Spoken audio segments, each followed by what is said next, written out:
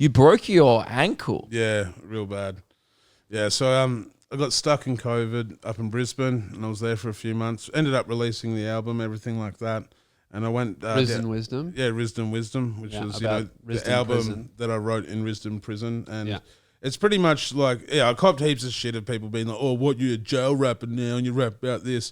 If you can't go to jail and then write an album about it, what's the point? What do you want? That's the most, like...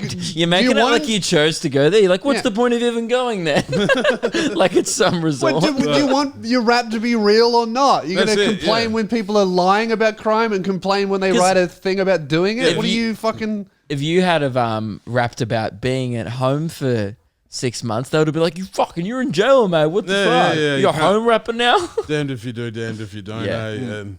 But so I put that out and I was stoked on the response. I managed to hit the #1 spot on iTunes for like 3 days, and even got to the top 10 albums bit where they were putting it up next to Queen greatest hits and things like that. So that was a nice screenshot to post on my socials. That's you know good. what I mean? And yes. So yeah, and then I went down to Newcastle with my partner Denny to meet her family.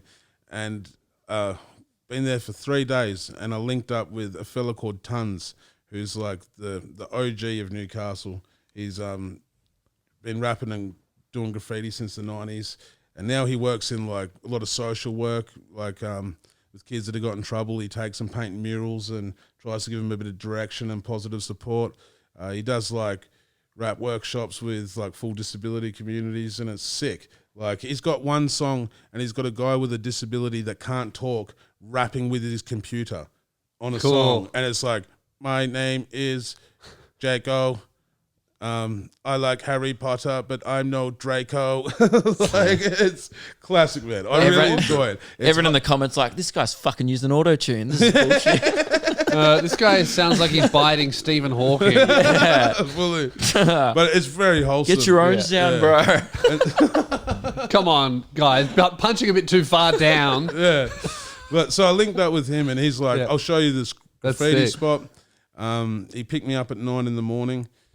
We went to this big storm drain, and it's called the Arena in Newcastle, and it's like the kind of Hall of Fame of graffiti, you know?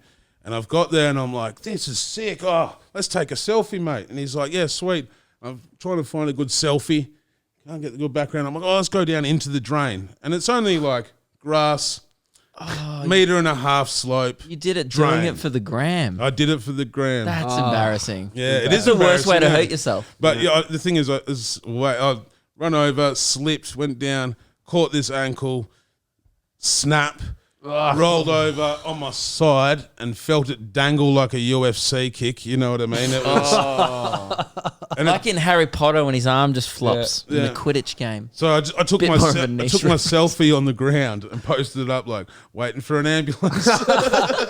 And I used the endorphins of social media and replying to people to distract me from the fact my ankle was snapped. So really, you got a good Instagram out of it anyway. I did, You achieved your goal. So that's a good little strat. Like if you're really, really hurt yourself, just go live. You'll be fine. Yeah, straight up.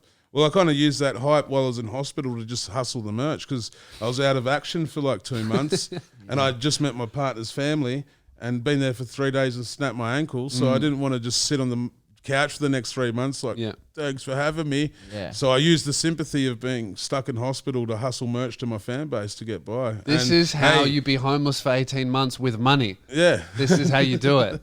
And shout outs to all my fans that supported me through that time because it was a pretty hard time. And I'm very grateful for the people that support me. You know, it was... Financially and the validation. Yeah, exactly. Well. Better than the green whistle for sure. Oh, I don't know about that. I've never done it. I've never hurt myself enough to warrant the green whistle. It was good. People say it's the best thing ever. There's a photo of me getting put into the ambulance on a stretcher because they had to get 12 firemen to come down and carry me out. They had to carry me out. Oh, this bloke was trying to take an Instagram selfie in the storm drain. I didn't tell him about the Insta bit. I just told him I was looking at graffiti. That's tougher. Yeah, that was on my medical report. Yeah, that is much But tougher. There's a photo of me in the stretcher getting put into the ambulance like this. With the green whistle in my hand. That is awesome. It's litty. But and then I spent a week in hospital in Newcastle, I was there for a few months, and I recovered. And just when I went to head back to Tassie, I got a bone infection from the metal that they put in my leg.